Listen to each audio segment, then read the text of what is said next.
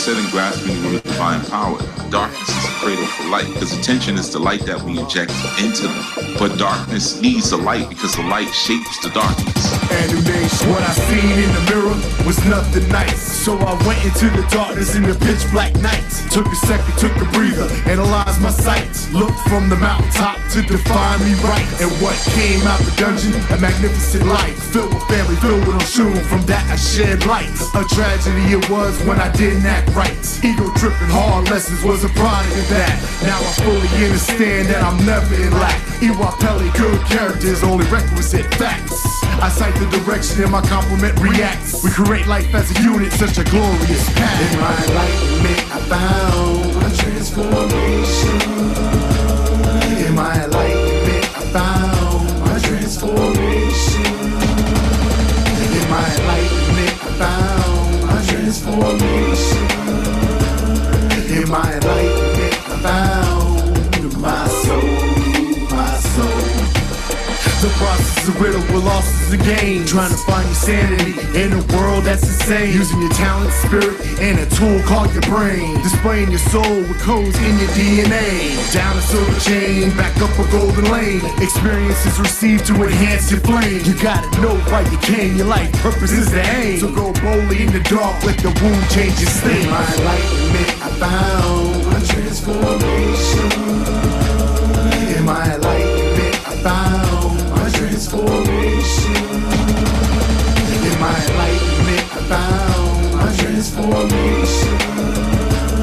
In my enlightenment I found my soul, my soul.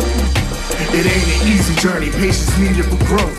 With stamina and dedication, you're on the right road. Understand your ups and downs, develop your control. Know that your body, spirit, and mind is created by your soul. A new nation, a new life, the initiative is global. It's a movement, it's a group that we all play our role in. The directive is goal, it's hard work, hands swollen. Creating a space for continuous growing. If you're looking at the interplay between light and darkness, you see, because remember the darkness is a void, it's without form, it's shapeless. You see, it wants for nothing, needs for nothing, it's the causeless cause.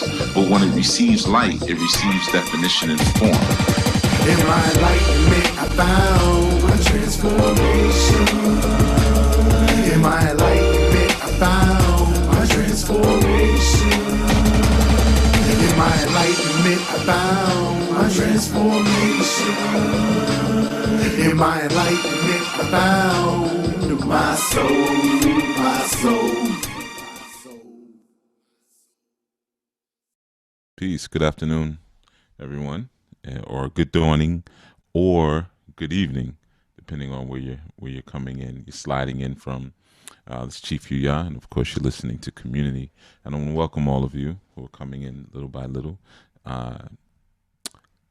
This month we've been doing a segment on the solstice, of course, preparing and prepping for that divine time, and like I said in our Sunday segments, everything that we do leading up to that will, or not leading up to it, but a lot of the shows that we'll be covering and whatnot will be support, just to understand or appreciate that moment a little better. As we spoke about last month, essentially power becomes accessed once we come into a space where we're actually able to gain a greater level of self-awareness. So greater self-awareness equals greater power. So today, actually, I just wanted to speak a little bit about, not for too long, I'm not going to be too long, but I want to speak a little bit about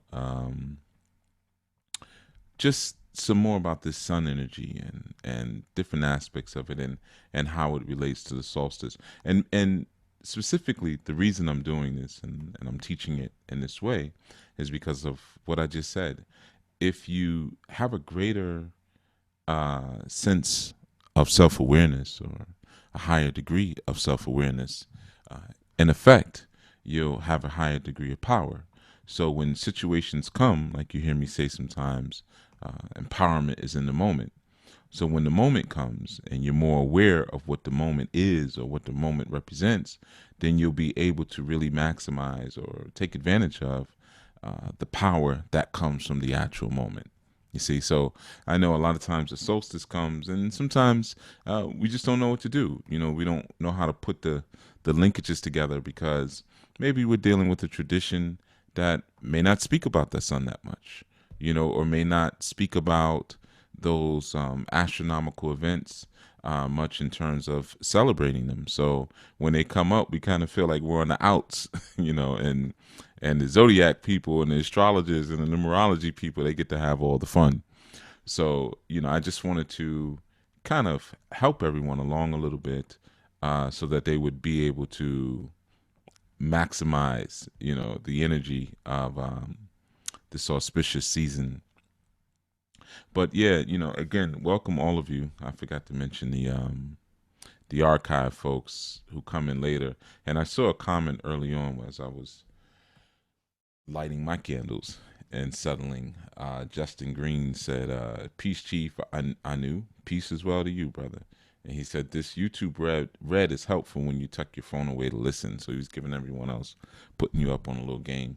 Yeah, I know about the YouTube red because you can kind of close your screen, But there's also apps that they do that do that where you can black your screen out to save your battery while still listening to the YouTube videos. But I'll also say, just in response to that, I know a lot of you who listen to YouTube, I'm sorry, who listen from iTunes are noticing that the shows are not on iTunes.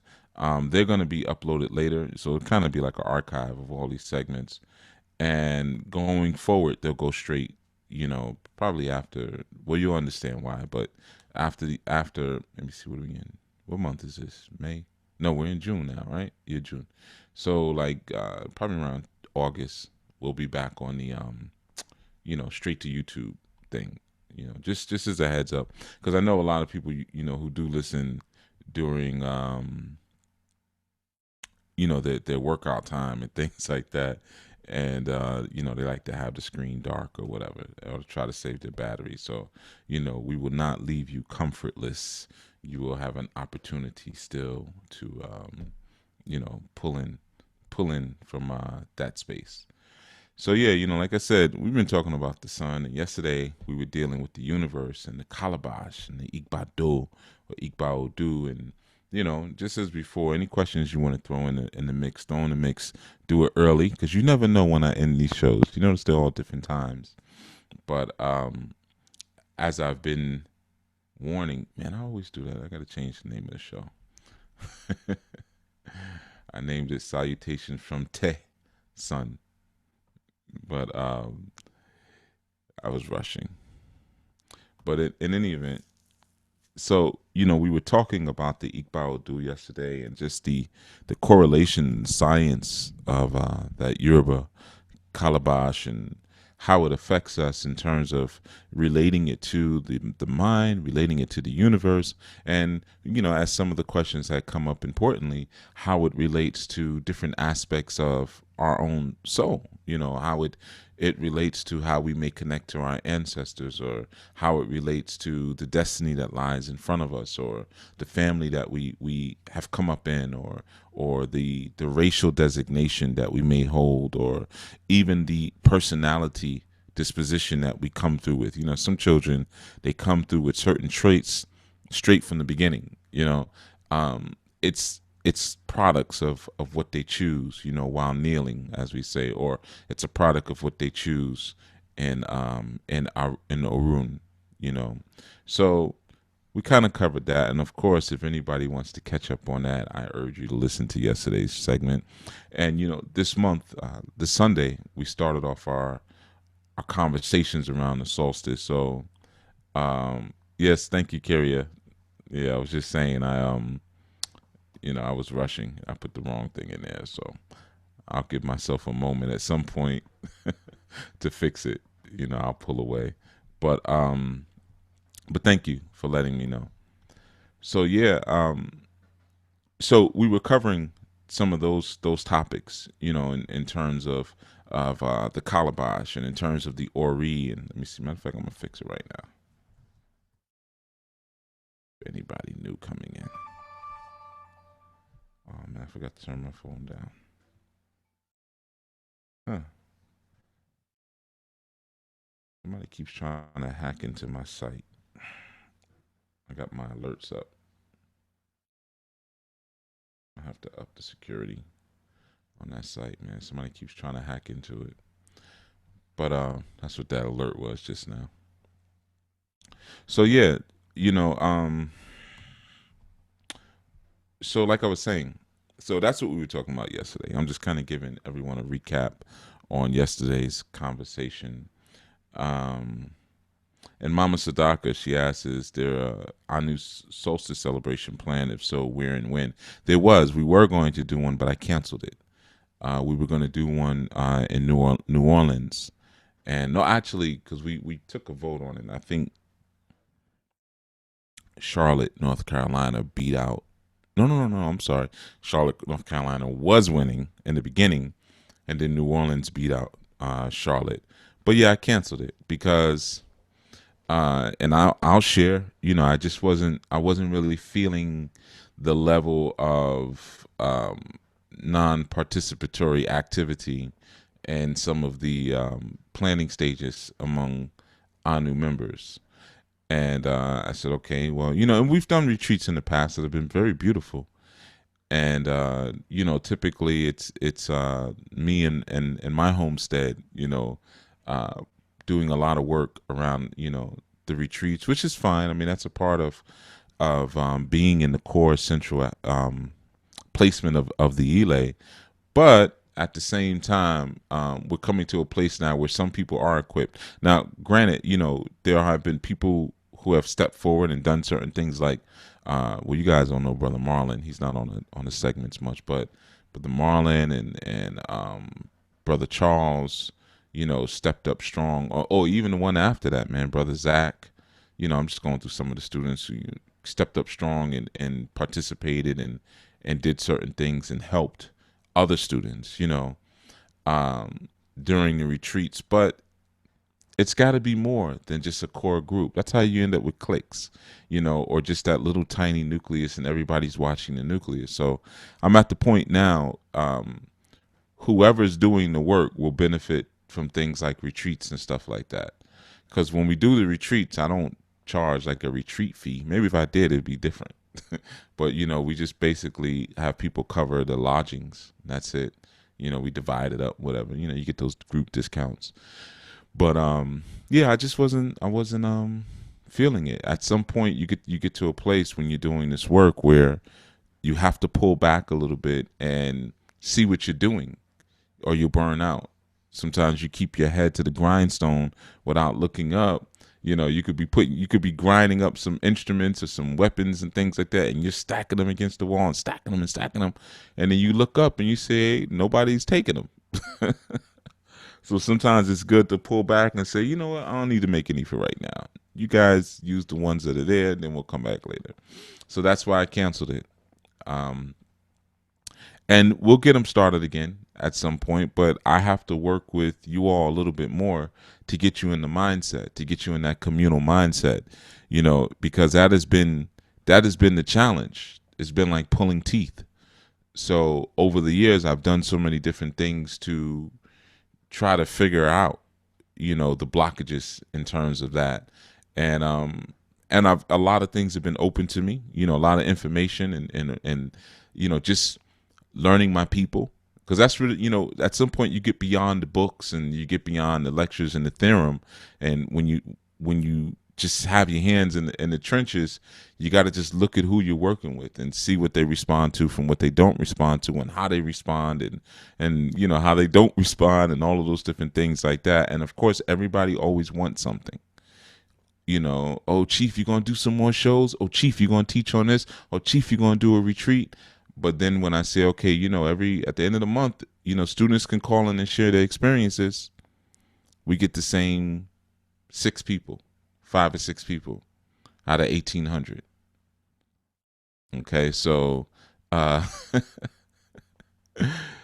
so that causes me with intelligence, and there's no salt, it ain't nothing salty about it. It's just being intelligent and saying, okay, all right, this is not what you're fantasizing it to be. sometimes that can be the downfalls of some of what we imagine to be the most beautiful relationships. Sometimes we have a fantasy in our mind that's not a shared fantasy.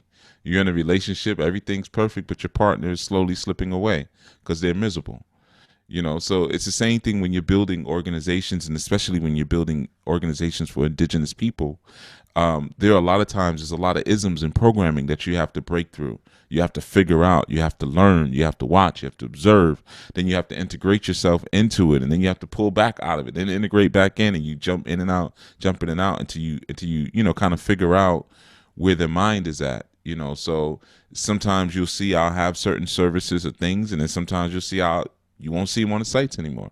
I take them away, or there's new things, or sometimes the protocols change because, like I say, we're building the bike while we're riding it. And I know that was a long explanation, but I think it was long overdue and needed because I danced around that question, while I was still trying to figure out what I wanted to do in terms of the retreat. And people would ask, this person's still trying to get into my site. Getting all these PHP warnings. But I'm going to have to play with the coding. And yeah. But anyway, so yeah, that's the deal with that. And I, like I said, I danced around the question a lot when I was asked before. And, we're just looking at it. I'm trying to figure some things out because, everything is not for public consumption. And there's still some components that I'm not going to tell you because it's not for public consumption. So I'm still speaking generally, but that's the first time I said I straight up canceled it, and gave a little bit more reason as to why, folks ain't ready. So we'll see going forward. We got more to do. We have more learning to do. We have more growing to do. And before we can really share and some sacred experiences in a way where we're not desecrating them, where we're not desecrating them, or we're not coming in with the mind of a colonialist, just coming in to take and seeing what we can get and watching people work themselves to death. I've told you guys often, man, I'm not Dr. Ben. I'm not going out like that, to be honest with you. I love him, beautiful elder and just beautiful man. And he gave so many contributions, but, in many ways he gave them to a people who did not reciprocate the support that he should have had when he got to the point where he wasn't teaching, or couldn't teach. Let's put it that way. Maybe could teach by his modeling and an example, but couldn't get up on stages anymore and teach, and then now the energy shifted. Well, who's the new young gunner? Let's go over here. Well, okay, we got red pill, blue pill, polite, panic. All right, we're over here now. Doctor Who? So you got to look at those things and study them when you're doing this work of that term that's been bastardized now that we don't want to say because it's been blasphemous, but nation building. And I know some people don't like hearing that term anymore, but get back into it. It's an important term. But when you're really doing that work of nation building, man, you have to look around you. You have to look at your elders. You have to look at your peers. You have to look at things that are going on and see what works and doesn't work, and then study your people. Study the people who you're attempting to build a nation with. Don't just romanticize the idea of who and what you think they are. So, long answer, but, important answer to the question that Mama Sadaka asked Baba: is there an Anu Nation Solstice celebration plan, and if so, when and where? So my homestead will be celebrating the solstice. We're going to do that, and I'm going to keep monitoring and watching for the growth, and the students and then the ministry members, and, when things get to where they're supposed to be, and, if they ever do, then certain initiatives that I had initially in place will come back, and the new ones that I've been wanting to do will come forth. And if that growth is not there, then it just won't be there. No biggie. No biggie. You got enough stuff to keep you occupied in the meantime, right? But it's all a part of building organizations and all a part of nation building, man. It's not like putting a church together, where the majority of what you're doing is built around programming and lies. So people are already amenable to it. It's not about that. When doing this, you're really cutting people open. You know, you're exposing wounds, and sometimes you're pouring salt into the wound so the wound could cure. You know, so for some it's a very painful experience, and they don't always want their pain to be, you know, witnessed, or even the healing from their pain. They don't always want that to be a public event. So when you start doing like things like retreats and whatnot, you still have a lot of people who will sit on the outskirts and just watch. I'm just watching. I'm just watching. They don't want to, you know, get funky with it. They don't want to, you know, pull out the drums and dance and sing and fall out, and they don't want to do any of that in front of people, you know. They're bougie voodoo sants. You know, bougie spiritualists. So, you know, we're working on it, man. That's all. We're working on it. We all have work to do. I'm expanding and growing in my position, and learning things and refining, and you guys are doing the same things in your position, you know. So everything that's down here is transforming. Everything, you know, everyone that's down here is transforming, you know, myself included, you know. So yeah, so that's the answer to that. And no, it doesn't take us off point, even though I know people think it does when I do stuff like that.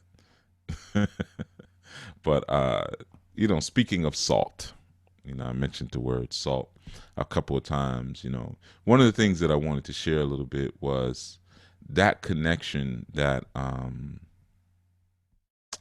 you know, the salt element has with the sun.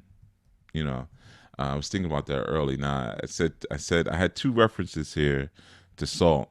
You know, where I said, you know, it's not a thing to be salty about. Number one, but aside from that, it's, you know, sometimes we pour salt in the wound.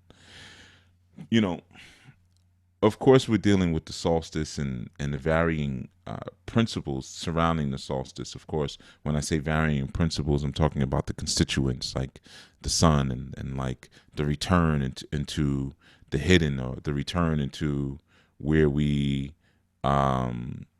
recharge from, you know, where our residual healing and the anchoring for ourselves come from, and all of those different things. And, you know, how the movement of the sun, you know, as we perceive it to be movement, and the waves, the frequency that the sun makes. And I'm going to break that down this Sunday. I'm going to talk about the actual, you know, why the zodiacs are what they are in terms of where those positionings came from. I'm gonna give you some vibe on that. And again, like I said, you know, the more you get into this information, the more you open up your awareness, the more those experiences mean to you.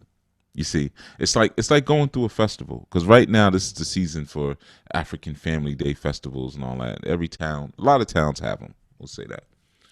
And when you're not necessarily in tune or as conscious to all the things that go into being an African, let's say, you may go to the festival, and for you it's just watching some dances and eating some fish and chips, or being able to eat, you know, some nice raw foods or some nice vegan desserts or whatever, or maybe buy a shirt here and there.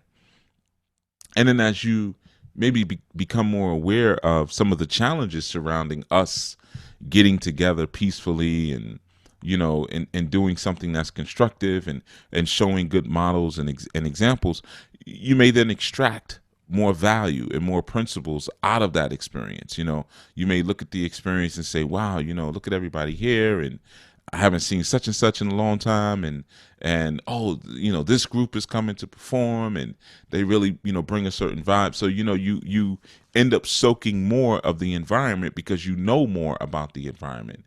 You know, it really lets you know, again, going back to the primacy of thought. You know, the primacy of thought, when you know, look at the Hermetic laws, and it's telling you about the primacy of mental matter, or primacy of the mind, and everything is the mind, you start to really understand how it does shape your experiences, and shapes your ability to access power, and so forth and so on. So it's the same thing that we're doing when you start to learn all of the constituents of the body of the solstice, as opposed to disembodying, you know, these different concepts and not realizing that, hey, they're actually connected. You know, not only will you experience and feel the microcosmic movement inside of you, but you'll also be able to greater appreciate the macrocosmic movement of these divine or these celestial or astronomical events. You know, they become less of a they become less of a beautiful mystery to you. You know, and they become more of a just a natural process. You know, and the more natural it becomes, you know, the supernatural just becomes you. Or it's just what we do. You know, this is just the different levels of density that my body goes through, and you know, and things like that, and you know, it becomes less mystical in a way. And I don't mean to take away the value of the mysticism, but the subtle principles at work, you become a lot more familiar with them. You know, you form a different relationship with them, and each principle, as it progresses through its evolution, it becomes your evolution. You know, so it's a beautiful thing in that sense. And the concept of salt, right? And I know you're saying, why is he talking about salt in the sun? Well, I think I did a show on salt too. I think it's called The Salt of the Earth, if I'm not mistaken. I was thinking about it earlier today, and I meant to look it up before the segment started. And I was rushing. I didn't get a chance, but I'm pretty sure at some point I did a segment called The Salt of the Earth. I'm pretty sure. Where I gave some information on what salt, you know, represents, you know, in terms of course, our esoteric work, and even what it represents on the planet to a degree. I think if I didn't do that show, then it must have been a workshop or a lecture I did. And like I told you, sometimes they tend to blend together. Okay, Mark says, yes, I did do it. Okay, cool. And all right, cool. So, you know, that show would be good to check out, give you some information in terms of, it was Salt of the Earth. Yeah, that is what I entitled it. Okay, cool. You know, it's like 7 between the different channels, because this channel only has like, I think 300 and something shows, I think, or maybe more. But between all the channels, it's like 700 shows, 700 shows. So, I forget them. You know, sometimes I just forget them. You know, I forget all the. I don't forget the whole shows, but I forget like the titles and things like that. You know, because it's just so much. And as you know, there's no script. So when I'm talking, I'm pretty much channeling the whole time.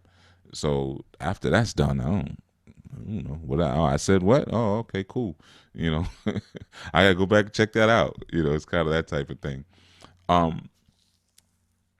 But yeah, man, you know, what made me really think about it, you know, there was a video that I did that I put up a while ago with okay, thank you, Carrier.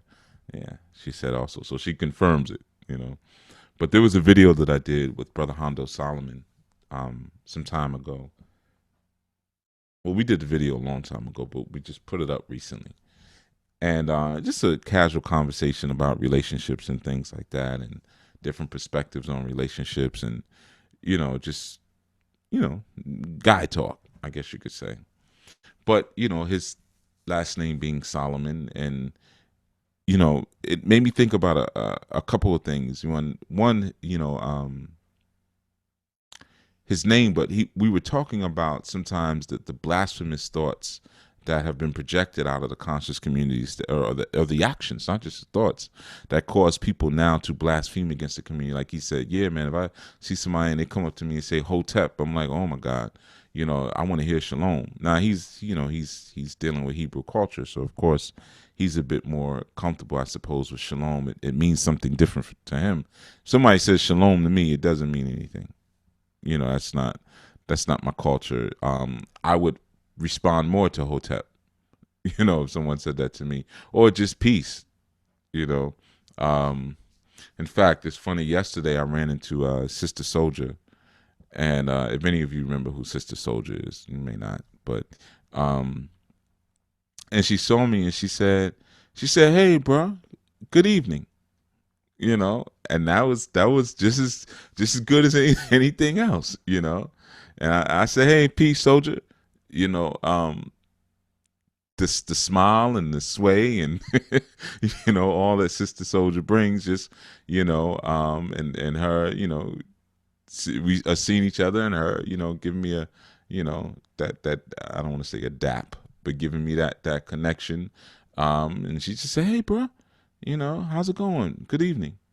You know, so the intent and the tone means more than anything else. Someone could say hello or something. I don't use that term, but it's the intent. I think she might have said, no, she didn't say hello. She said, hey, but she's like, hey, bro, good evening. So, it just got me thinking a little bit, as I was kind of just reflecting, what I'm going to talk about. And I was kind of playing that little conversation out in my head. And, the shalom, and I thought about the connection of shalom with the connection of the sun, right? Because many of us know shalom or salim or salim or salam. These are all terms often we use interchangeably depending on what community we're in, but we see them a lot, of course, and we're told it means peace. Right, or it means peace unto you, and in some ways it does. It's actually really it's actually more a mythological term. There's a mythology connected with the actual term salam or salim or salim or shalom. Which is kind of it's a mythology really dealing with the connecting it to Venus, the mythology, but also connecting it to the resurrection or the rebirthing of the sun. Or I don't want to say the rebirthing, but the victory of the sun every day, going down into the darkness or through the horizon and going down into what was considered the underworld and then rising again every day, So I think I may have broken that down once. If I did, it was probably years ago. That's something I used to teach the children a lot. But and I'm not going to get into all that right now. But the point I'm saying is that word shalom is connected to the word Solomon. Shalom and Solomon are directly connected. And like you've heard me say before, in discussing like the pineal, the first eye, you've heard me make connection with Solomon being son of man or soul Oman. And this is a truism, but very similar to like when I gave you the breakdown on the name Yemonja and Obatala. In different lectures, you may hear me give a deeper level of breakdown or a lesser level of breakdown. So like at one point you may hear me say, oh, Obatala is Obabatala, Obabatala, the father of resurrection. Tala is resurrection. So the spirit of the fathers of resurrection, you may hear me say that. And then other times you may hear me say, oh, Obatala, Oba is chief, Tala is white cloth, the chief of the white cloth. You see, you may hear me say either one. Now, they don't contradict each other. They're just, it's just a deeper level, of defining. Remember our words often have different angles to it. So it's not, okay, this is that, that's that. Each word is a compository for a larger amount of concepts. So even if you say, oh, Batala, chief for the white cloth. Okay, well, what's okay? What does that mean? And then of course we'll use that, and then we'll create that framework. We'll say, oh, well, the white cloth represents purity, so he's just the chief of purity. Okay, cool. I can do that. I can get with that. But the problem is it kind of limits our understanding sometimes, because it's like, nah, there's more going on in there. You gotta dig through a little bit. It's like finding a treasure chest. You're going to see some stuff right on the top of the chest. You might scoop it up real quick, put it in your pocket, keep it moving. But if you dig, you might find that there's different kinds of treasure. It's one chest. It's all treasure. But there's a diversity or a variance of treasure that's present. So that term, gives us the same value, whether it be a Batala, Yemonja, Oya, a bunch of them, Shango, which the sun, S-A-N, that's the key word there, with Shango, the sun, So with Solomon, or, Solomon, or son of Man, like Suleiman, as you're having your Ottoman, your Persian dispensation. You have Suleiman, but Solomon, yes, it is the son of man. Important to understand. But Solomon is also Sol Amun. So if you break it up like this, SOL, then hyphen or dash OMON. Okay. So, and really it would be like AMON, because it's really Sol Amon or Sol Amun. So you start to see the relationship with Solomon between the seen and the unseen, just in the name itself. Okay, just in the name, Sol Amon or Sal Amun, right? And I know you're probably thinking, well, you may be thinking, well, you might have forgotten by now, so I'll come back. So I ain't gonna make a big deal about something you might have forgot.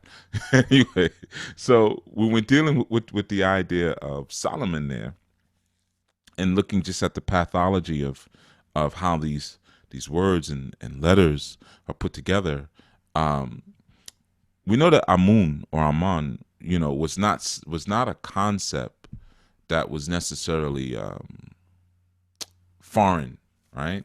Foreign to thought, foreign to Hebraic thought, or I shouldn't say Hebraic, but Kabbalic thought. That's what we're really going to. We're going to the Kabbalah. It wasn't a concept that was foreign, even though they went into that book, man, and they took all the real names out and replaced them with Lord. Lord, they made everything Lord. But prior to doing that, especially in Psalms, and Psalms, and this is what I want you to do while I'm talking. I want you to kind of let something resonate or play around with this idea in your head, bounce it around a little bit. I want you to look at all the instances that you have SAL or even SOL. SOL, SAL, same thing. But all the instances that you'll have SAL, and you could play around with it while I'm talking, and just like salute, salat, Psalms, where the P is silent, so it's really representing hidden wisdom. But Psalms, and you could just, I won't give them all away, but I want you to just play around with it. Of course, we're talking about Shalom or Salam, and we're talking about Solomon. So and I won't take too many other ones from you. But we have in Jeremiah, right? I think it's the 46 chapters. These are 48 or 46. 46 and 25, I think, or 48 and 25. I think it's 46. I'm not a Hebrew Israelite, man, so I ain't got to call them out.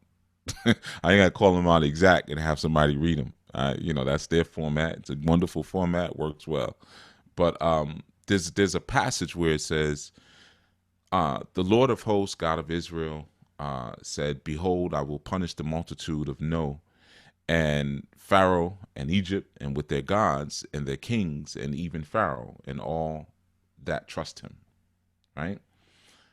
But when you translate what's actually being said there, when he says the multitude of No and Pharaoh and Egypt, it's always good when you're reading those books, man, to have those Hebrew Greek dictionaries like right next to you, because you understand what's really being said.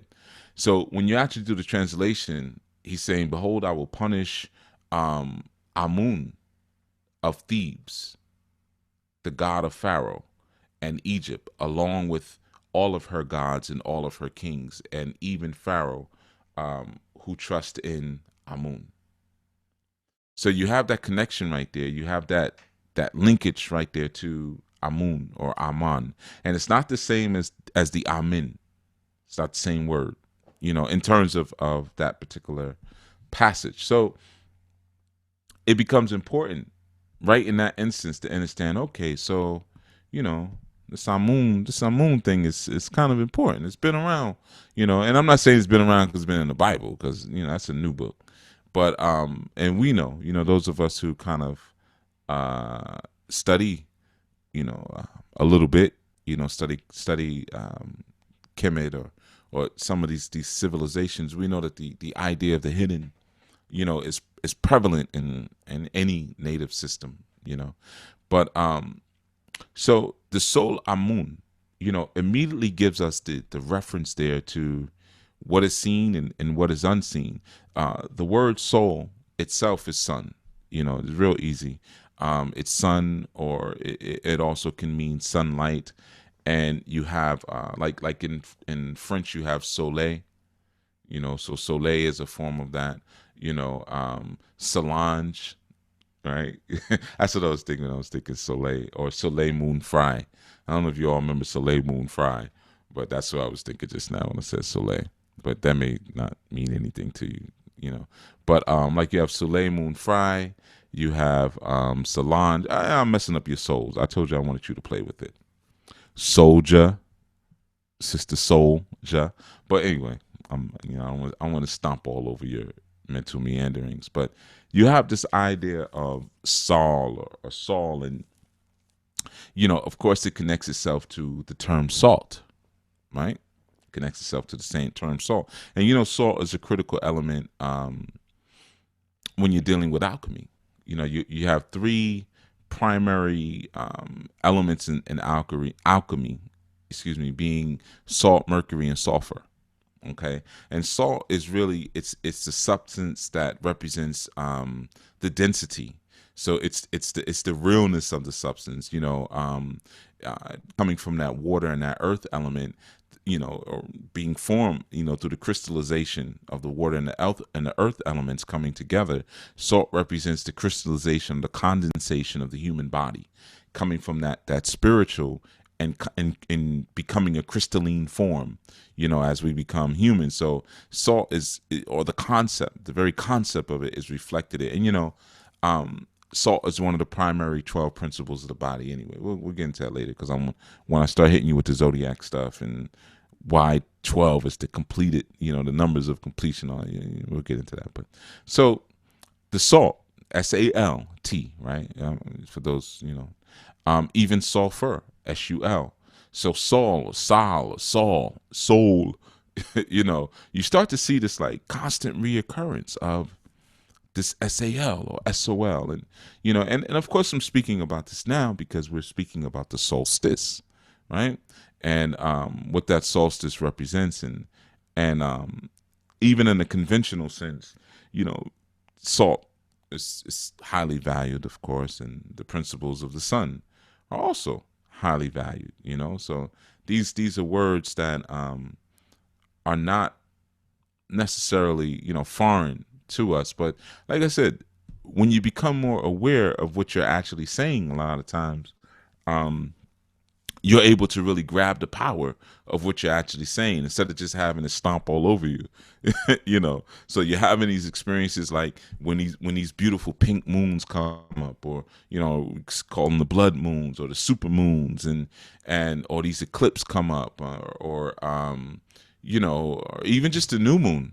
When all of these different divine experiences come up, sometimes they just stomp over us, so they pass us right by because we don't really know we don't know what it. All right, it looks nice. It's a nice, pretty moon, but what does that mean? How can we really use that? Very similar to sometimes when we're having spiritual experiences or visiting and observing a spiritual experience, our lack of awareness disallows our integration and participation in the process. You see, the teaching style that I took on, especially with the books and things like that, was surrounding that. I'm an introvertic type of person, so a lot of times when I go to experiences, I like to watch. I like to observe and look at everybody do their thing. I enjoy that more. I don't want to be, I'm just not an extrovert. It's just not my style. But I experience sometimes coming up being introverted that certain things that were profound to people maybe were not as profound to me, because if you don't integrate yourself into it, if you don't get into it, sometimes you don't see how, enjoyable or how transformative they can actually be, or how those experiences can really be. So it's like children watching a bunch of other children play on a slip and slide, the water slide thing. And you watching and you watching and you watching, and it looks like fun, you enjoying watching, but it's not until you maybe get on the slide or learn something about physics even, and dynamics, where it becomes, oh, this is what y'all are getting so excited about. This is why this is so much fun. Okay. So same thing with the teaching. A lot of times I'll share things to pull you in, as far as you can come, because some things you're just not going to get, like, you're not going to get them off the internet.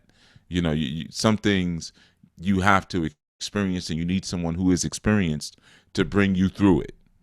Like, I'm not just gonna say, hey, go just experiment with shrooms and DMT and ayahuasca. I'm not gonna just say that.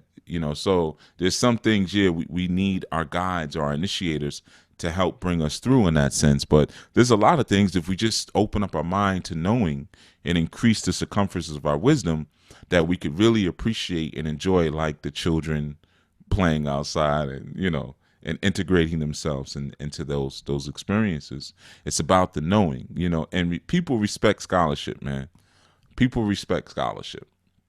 So a lot of times when you have the scholarship behind you, even without some of the other accolades, it opens up the doors, to certain things. And I don't mean that proud, boastful scholarship where you call into people's shows and start teaching even though nobody asked you to teach, and you ain't even saying things that make that much sense. I'm not talking about that. I'm talking about, the humble scholarship, the humble academic. So that's what I'm sharing. So Sol Amun, right? You're looking at that interplay, and like I shared with you Sunday, my theorem on the solar flares is that it's really an interplay between the light and the dark, or an interplay between Sol or sun and Amun, or Obatala and Odudua. We can look at it like that, to get a different kind of understanding, or Oya and Shango, because Oya is in the west and you're Opon in the water, and in the dark, murky waters, even though Shango is really in the north, where the air is, but, it is what it is. So that thing, man, pulling you in, grabbing you in, come on into the fraternity of the knowers, So when you look at that Solomon aspect, what always kind of captured me, I thought was very interesting, and the Hebraic, when you're looking at Amun or Amon, or sometimes you hear it Amin, you go to the continent, that's how the Muslim brothers say Amin. But breaking it down into the Hebraic, you have AMN, okay, which would be Alf Mem Nun, Alf Mem, excuse me, not M, Alf Mem Nun, AMN, Alf Mem Nun. And for me, that was just always kind of interesting, because if you just rearrange the letters a little bit, and put the mem in the front, you get mem aufnun.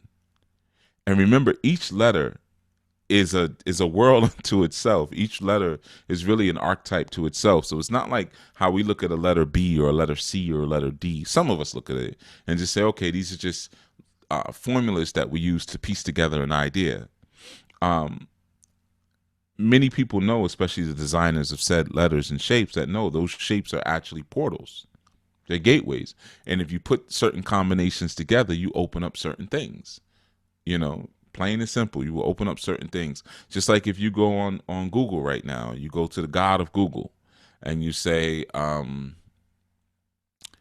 want to learn about juicy cherries, right? And you do a search for juicy cherries. It will bring you up certain search results. Well, flip it around and do a search for cherries juicy. I bet you, and I've never done this, so I'm guessing, but I bet you will bring you up the same search results. Whether you say juicy cherries or cherries juicy. You see, so it's the actual constituents of those root letters and those root words that, activate the formula. You see, so where you have Auf Mem Nun, you also can flip it and have Mem Auf Nun, which is man, M-A-N. So you can have Amun, and then you can have man in that sense, right? So again, you have that science of the known and the unknown present right there. And man representing what is seen, but also there's always an Amun, or an unseen element, an unseen thing. Just like when we look at the sun, Sol, and we could say Solomon or Solomon, however you want to do it, or Shalom. I'll tell you that story one day when we do storytelling time. But you'll see, hey, peace, Joel. I was just thinking about you just doing it. Wondering where you been. So, yeah, you normally don't tune in the middle of the day. Uh-oh, man. I hope you ain't, no problems, job. But anyway, so you see that flip there, right? So if we look at our moon again, Auf Mim Noon, we see some real interesting things there, as it relates. Well, interesting to me. Interesting to me as it relates to the sun. Even looking at, like I said, Shalom. You can look at that, and Shalom. You see the same combination. In terms of our lettering there. Shalom would be like Shamek Lamed. Shamek. Shalom is Shamek Lamed Auf Min. Well, that's actually Solomon. Shamek Ahmed Auf Min. Okay, I gotta write these down when I'm saying it. It helps me. But then you also have Shalom, which would be closer to like Shin Lamed Mim He, which is really the same type of spelling that we would use for Solomon.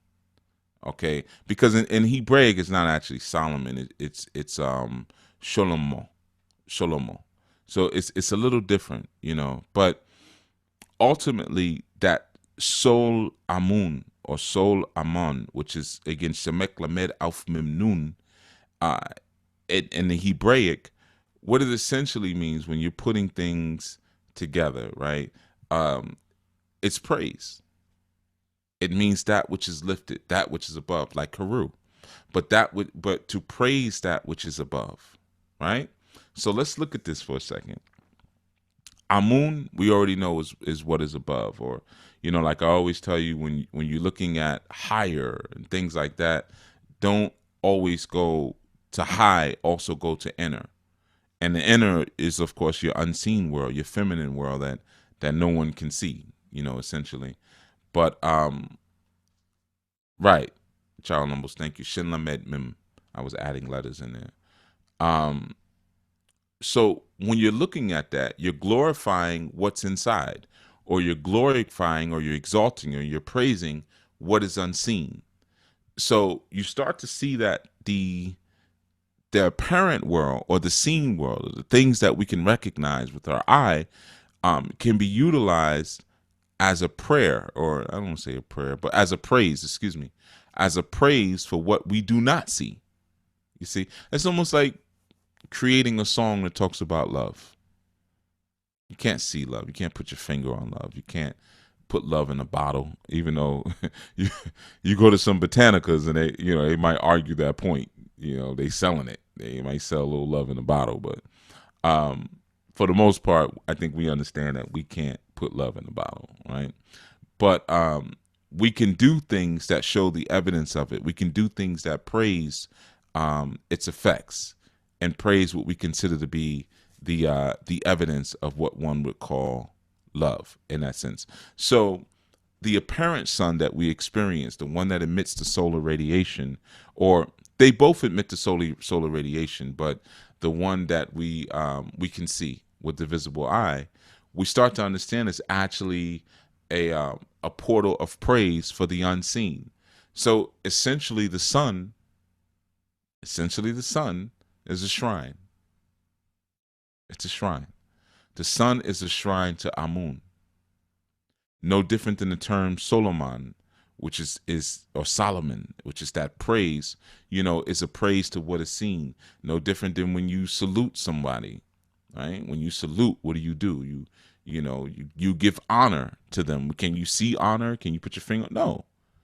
It's something that exists within your mental framework. When you make salat, what are you doing? I'm saluting the unseen, Ilah. I'm saluting that which I cannot see. by making salat. You have even in our Latin languages, salud, which is another word. Okay. And these are words that are actually cognizant of the word self, like myself, SELF, self. Okay. Another lesson. But so you start to see there that not only does the sun represent a gigantic shrine, but it's really something that we look at to give evidence, to praise that which is not seen.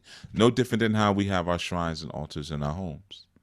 We have these physical representations and these physical center points that allow us a space to now praise or connect to or exalt, which is really what you're talking about when you look at the word, soul or soul, Amon, to exalt that which is not seen, you see. Because that Amin or that Amin or that Amun, not only does it mean that which is hidden or that which is unseen or and different cultures, Amun is considered, it's a word that means anything that comes out of Kemet, which is kind of interesting. Anything that comes out of Kemet is labeled with Amun, almost like saying, hamburgers are American and barbecued hot dogs is American, that type of, just to give you a simpler linkage there. But so we have also the idea, like I said, with Amun or Amun, which is still represents that which is unseen.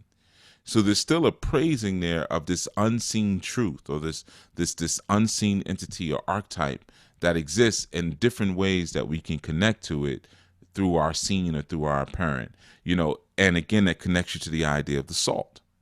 Because remember, like I said, salt in our alchemy represents the density of things. Anytime you're dealing with density, you're dealing with three-dimensional reality, or you're dealing with human life, or human consciousness, or even human thought.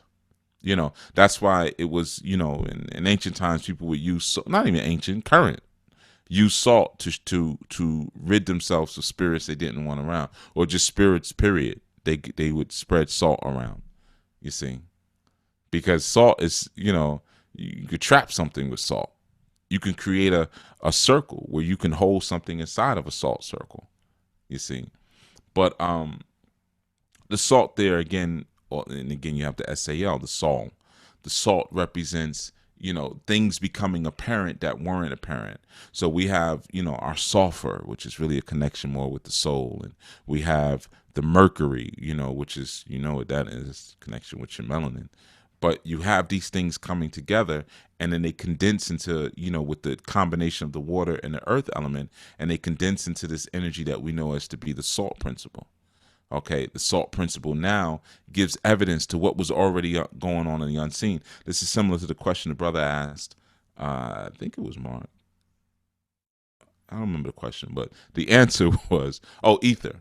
How is ether the breath of the gods? And I was sharing how ether connects itself to our element of air, and that when we create things, especially, as a negation of ourselves, a lot of times we're going to create things that still function on the same principles and rules of our current paradigm, you see. So the salt, all it does is just brings things together. It brings it together so that it can be seen and maybe even worshiped, depending on how you want to approach it, but seen and acknowledged in a paradigm that's apparent, a paradigm that we can experience. So when you look at that Sal, or you look at that soul, and I should also tell you that there's different words even in our chemical compounds for salt. But one of the things that I have shared before, I think a long time ago, actually, I used to have my students work with ammonia a lot.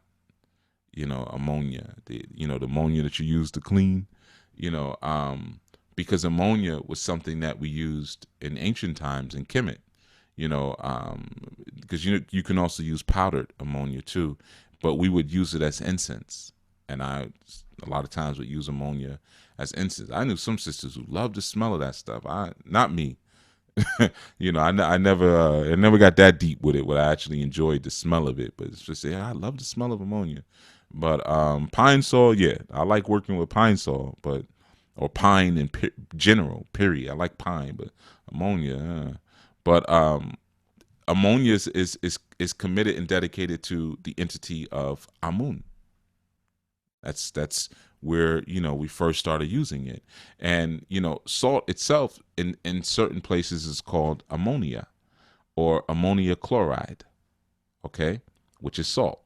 So you again have that same connection again to the Amun and to the Sal, or to the soul, or to the salt in that sense. Anytime you think of salt, just think of sun or soul, because salt is that which makes, like we say, we use salt to bring the flavor out of things, right?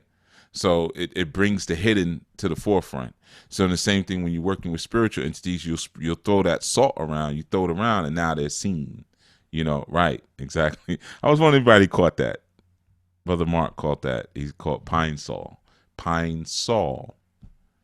See, these are all spiritual spiritual words, spiritual things that we put.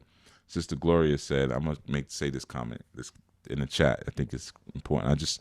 I didn't read the whole thing, but I caught a little bit. But she says, a month ago I was going to put salt around the perimeter of my home. I wasn't sure why I thought to do this. I didn't follow through.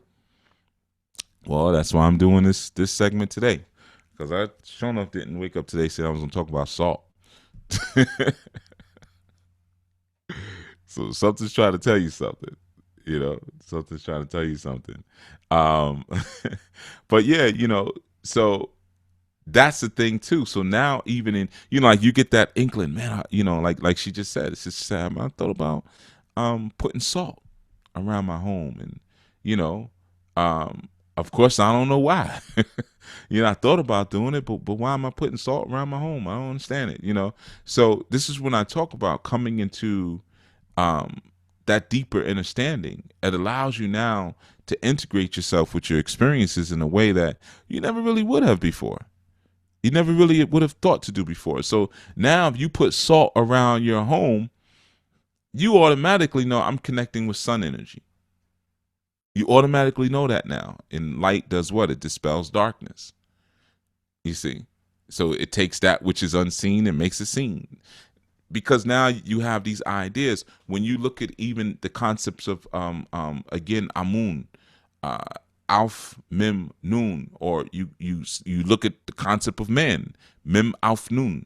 And I always tell you, when you say man, don't just make it masculine, because it's not. Even in essence, the word itself has everything. It's all in there. Like they used to say about the sauce, the tomato sauce. It's all in there. You look at Mim. Mim is your water principle. So that's the feminine principle. And you notice the word man starts with Mim. It starts with the water. It starts with the feminine. Auf being the one, being masculine, and Nun is fish. So this is where you get your connection. You see the value of Yemoja. Why I always say it's cool to say Yemanya and stuff. Yeah, it's cool. Sometimes I even use it, depending on who I'm speaking to, but I know the right word. I know the original word. So when we say, Yeye Omo Eja, and we say, oh, mother whose fish are children, you see, then it starts to make a little more sense if you make the correlations. Mother whose fish is children.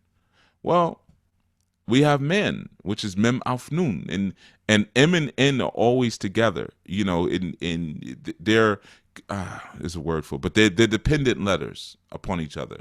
That M and that N when you're looking in Hebraic tone. So if you have the fish, you got to have the water. If you have the Nun, you're gonna have the Mem. If you're gonna have an N, you're gonna have an M. Okay, so in that sense, right, you start to see why we say Yeye Omo Eja. You see, that's why it's important. I know, over the years I've come over a lot of scrutiny behind that mixing of things, as they call it. You mixing systems, Peace, Justin. he said, damn it, I gotta go. Take yourself back to work. He's gonna push for a longer lunch break now. He just started the job. Justin works for the Illuminati. But so yeah, you have that concept of Mim and Nun, or Mem Alf Noon, and Mem and Noon always having to be together. Because remember, when you're using the word man, I give you the A in there because the A is like an unseen. But the truth is, even in your Hebraic, you take the vowels out, you would just have MN, min. Okay, min. So MN would be man, Mem and Noon, water, fish. You see? So you start to see again the value of Yeye Omo Eja. Yeye Omo Eja. Yemoja. You see? Where the fish fits in and everything. So, the supposed mixing of systems is non-existent because you're not mixing anything. Honestly, that's the truth of it. You're not mixing anything. You're walking around the world and you're learning different languages. That's all. You're just learning different languages. Well, how do y'all say this? How do you say that? That's all it. That's all it really is. We say coche. Well, we say car. It's just different languages that you're learning, but you're not necessarily mixing up your understanding. Because you're learning how different people perceive things or how different people said things or anything like that. That's just, you religiousize yourself with that level of aggressive ignorance. All right, I'm going to go through the chat real quick. Brother Charlambo said, Suleiman used fiery spirits to establish his kingdom extending all over the earth. I see what you mean because the sun does that. Shalom means to also extending friendship. Yep. It does, because shalom is there's an implication of a journey there. You have to learn the mythology to really get that, which I'll get into at some point. Ishper says, Ormus or monoatomic gold drops from Dead Sea salt. Yeah, I actually was going to talk about monoatomic gold. It's funny you bring that up. I was thinking about talking about that today, and then I said I won't because it might be a little bit too much for the people right now. So I was going to actually speak about monoatomic gold and its connection to the sun. I'm just going through this real quick. Justin says, what type? Oh, he's just saying, what type of confirmation is this? ! I wanted to grab ammonia for a while now. Okay, cool. I'm glad you in it. I'm glad you got something that put you back in it. Okay, Ishper says, can salt be considered the crystallization of sun energy? I know that precious metals are the seed of a crystal, such as gold or silver. Yes, because listen, the sun itself is the manifestation of all energy. So salt, it represents it when you say, okay, well, we have more principles in alchemy than mercury and sulfur. Don't get me wrong, but salt, represents the crystallization of all. So when we say sun, like when you say can salt be the crystallization of sun energy, don't look at the apparent sun, because the apparent sun that you're seeing is the condensation of what came before it. Or what came, let me say it like this, what came behind it. That's a better way to even say that. It's a crystallization of what sits and came behind it. You see? So when you say the sun, don't think about the yellow thing up in the sky. Think about the black hole behind the yellow thing up in the sky, which, like I shared recently, has been noticed by scientists. Now they say, oh, there's a black hole that sits behind the sun. Oh, yeah, we told you. We've been telling you that, man. We put it on the walls. It's on the pyramid walls. But so yeah, when you're talking about that salt being that crystallization, by time it comes into that, like by time you're seeing the sun that you see, let's put it that way, it's already the condensation. It's already the crystallization. That's why that particular sun is called the demiurge, because it's late. The demiurge is the lesser god. The more powerful deity would be the Amon. It's the unseen aspect. The Alf Memnun. That unseen is actually the we could say it like this, honestly, as I usually say it, it's the real sun. The real sun is the one that you can't see. You see, that's the real sun.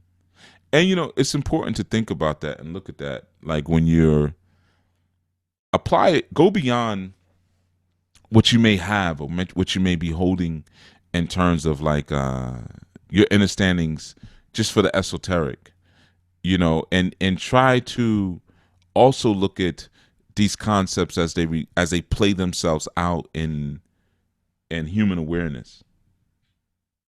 You see, as they play themselves out in the human personality, because that's really, ultimately we're talking about the mind, the human mind, and how the mind is constructed. So like I had shared recently, when you look at the Kabbalic tree of life, all you're looking at is a diagram and a mapping of a mind, but this mind creates a soul journey, you see. So the same things with the concepts I'm giving you now. Well, what's unseen is stronger than what's seen, and this and that. You want to look at the same way in your life. You look at business, the partner, the silent partner is always stronger than the one that you see. We learned that from Death Row Records when, Harry O was trying to tell Suge Knight, don't get up in the videos, don't do the magazine interviews. Just be unseen, stay in the background, and you'll, the perception of you'll be more stronger, more powerful if you're unseen. Because he was the unseen partner in Death Row, and of course Suge was looking at Puffy and was like, nah, well, Diddy, as y'all know, but looking at Diddy and said, nah, I want to start, coming out, showing my cigar and doing what I do. And, ultimately that helped to lead to, sadly and unfortunately, the downfall, of that particular movement, But so the Alf is even Alf in Amon, Alf Mem Nun. Like I said, the Mem is the water, the Nun is the fish, the Alf is the wind. You see, so like when you hear, oh, the Spirit of God, hovered above the waters, or the supremacy of wind, where you hear me say, well, manifested on the planet, wind would be one of the first elements, it's one of the first manifested elements. But it represents that breath. It represents that Alf. So the breath goes into the water, and then the fish is stirred or produces the fish. The breath would be the consciousness, goes into the water. So Amun, even in name Alf Mem Nun, you start to get some understanding on even this concept of virginal births. Yeah, and what that really means. All right, Anwar says, English is such a destructive language. I am familiar with 3 other languages, Sarantango, Dutch, and Yoruba, and my experience has been more detailed descriptions when you are getting your point across. Yeah. Brother Charlumbo said, I always wondered what the demiurge is when reading in Copt literature, but the priest didn't want to talk about it. Yeah, because then they'd have to talk about Amun. They'd have to talk about the pagan traditions. I don't even want to talk about it. They're going to have to talk about the paganism, if they talk about that. It's very similar. I was building recently with a group, it's a young group that I work with. It's kind of it's not really a rites of passage, it's more of a counseling thing. And I was at the facility, and I was talking about different war chiefs and things that we've had in our time, or before our time, I should say, and really what they represented in terms of how they presented themselves as young people, and when they started their journey of really being what they were going to be. And one of the the people that I brought up was Hannibal, as many of you may be familiar with Hannibal. And one of the things is that I said, and I said it quickly because it wasn't really an environment where I could really talk, where I could talk against certain things, So I just kind of said it in passing. Good, Brother Byron. That's good to know. All right, I saw what you just put in there. All the work is done. The children helped, and all is well. Excellent. Good. Hannibal. Ha. Hey.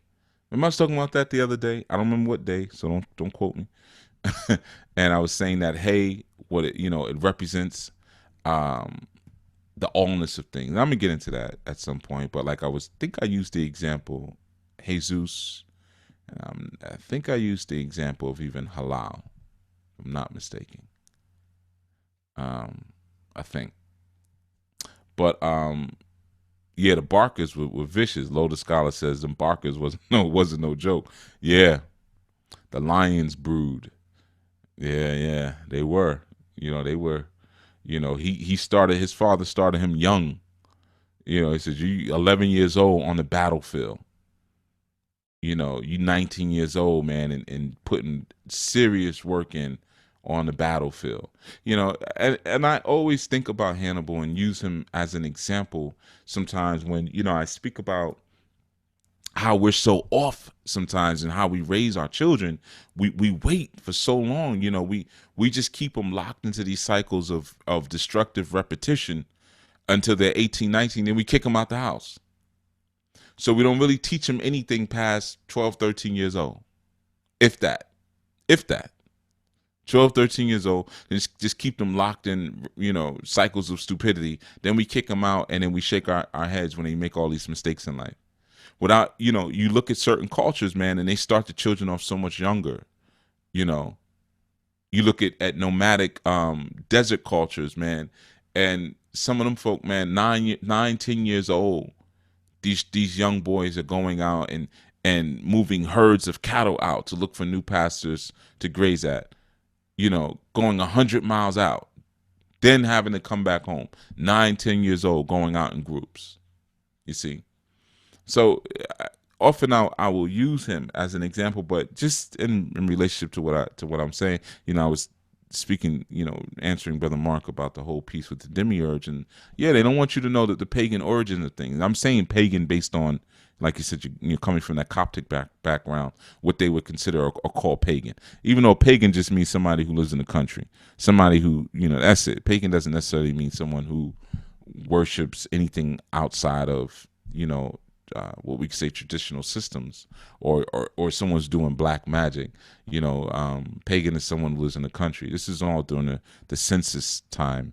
But anyway, so Hannibal just means the support and the light of Baal. When you break the name down, Hannibal, Baal, Baal. Many of you may be familiar with that deity. So Hannibal, in fact, was he was a voodoo man. Essentially, his family they were voodoo people. I mean, I'm rewinding time a little bit, bringing up to a more current paradigm. But sometimes we look at that name Hannibal, we don't really know what we're looking at. He was somebody who would have been considered a pagan. A lot of times I've heard people try to associate Hannibal with being Islamic, and that is just no. He wasn't a Muslim. Hannibal Barca, he was dealing, coming out of that tradition of Baal, and Baal is just B-A and then apostrophe A-L. So as soon as you see that B-A, that Ba, you already know where it takes you. You already know where it's going back to. It's going back to Kemet, like Baba or Batala, the Ba, the Ka, those aspects of the soul. So, Hannibal, like I said, I mean, he was a voodoo man. He was a voodoo man. And Bar or Barca, all that means is lightning. So now you also know you're dealing with a voodoo man who was a child of Shango. You see? He's got to know how to read between the lines, man. That's all. Just read between the lines. Yeah, Lo, you know what it is. And he says Hannibal, Hasdrubal, Marhabal. The list goes on and on. Hannibal was Phoenician, quote unquote. They love to say that, right? Trying to snatch our heroes, essentially trying to snatch our heroes from us, in doing that. Shango rules that house, right? Barca. That's a Shango house, man. Barca. Barda. What do we use in Yoruba? Barda. Like Barak.